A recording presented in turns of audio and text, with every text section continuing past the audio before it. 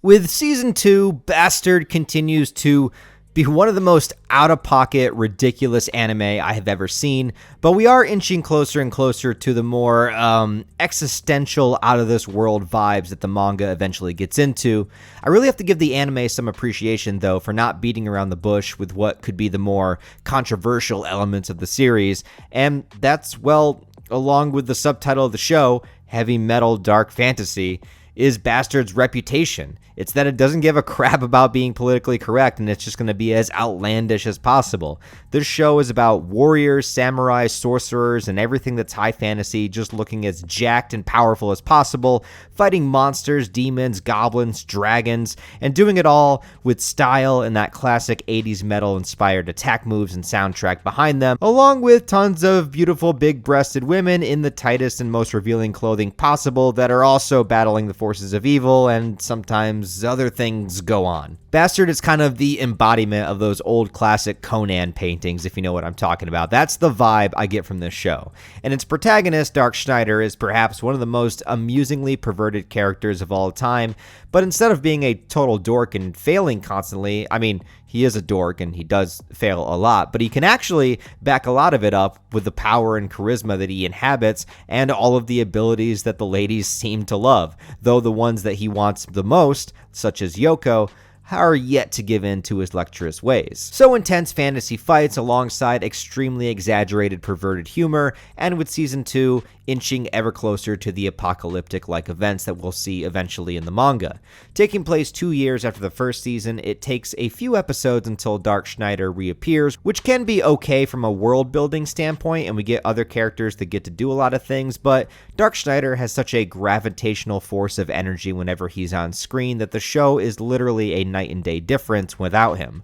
When he shows back up, I think in episode 3 or 4 or somewhere around there, things really start to ramp up again, and it's a different breed. He is just such a cocky, hilarious bastard. I mean, no pun intended, and the show is all the better for it. On the flip side, the season deals a lot with the character Kalsu, a once former warrior with Schneider, but now has resolved himself to resurrect Anthrax, a world-destroying demonic entity responsible for basically nuking the planet 400 years ago until it was defeated by some kind of dragon god. It's very mysterious. It happened a long time ago. There's lots of legends about it, and people still aren't fully sure of what the facts are.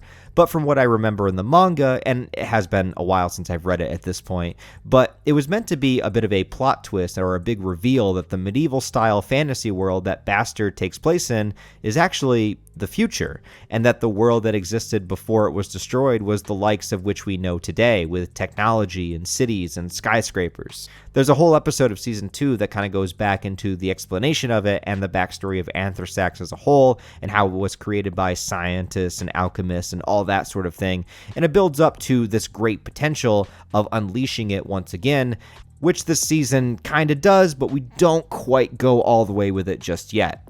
Instead, it starts to focus more on the personal relationship between Dark Schneider and Kalsu, and this is where you have to be either really on board with the story or it's not going to work for you, because as ridiculous and over the top and perverted as this show is, there are some dynamics and relationships like Dark Schneider and Kalsu that Season 2 really does try to make work very well and pull on the heartstrings.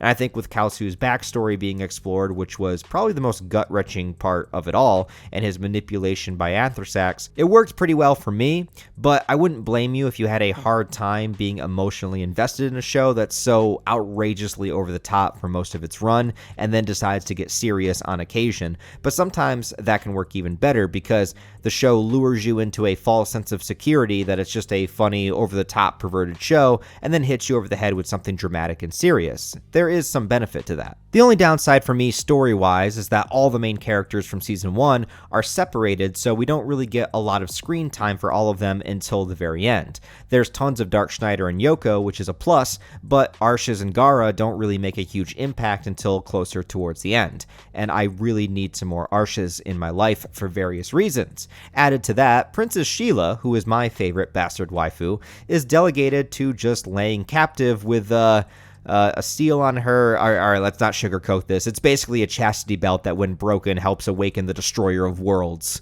So yeah, that's an allegory for something, but it's also a plot device, and that's all she's really used for this time around. So it was a bummer not to get to see her very often. And I also don't remember if in the manga she comes back from after this point, so I forget if I'm going to see more Sheila or not. The only other criticism that I have is with the animation, and look, I get that it's a Netflix anime and it's not going to be perfect and it is a lower budget, and I get all that. Some scenes actually did look pretty great and the character designs are fine, but the manga, bro, the manga, if you guys have not read it, and it's really hard to find on the internet. I had to search the bowels of the internet in order to find like the complete story, because apparently there was like manga that was released in English officially, but then the English stopped translating it, and also it's been ongoing in hiatuses, and then he's remade the manga from the beginning. I don't know what's going on with the manga. Anyways, the point is the manga does have some of the most intense and incredible artwork that I've ever seen, and I know you can't capture this completely in an anime, but in my mind, I always envision Bastard looking like an incredible visual masterpiece, because I remember specific drawings from the manga just blowing my mind. But the Netflix anime, I mean, it looks okay, and maybe that's a nitpick, but it's always going to be in the back of my mind of the potential of the artwork that exists because of the manga. But anyway, besides that, I do think that Season 2 is going to give you more of what you come to expect.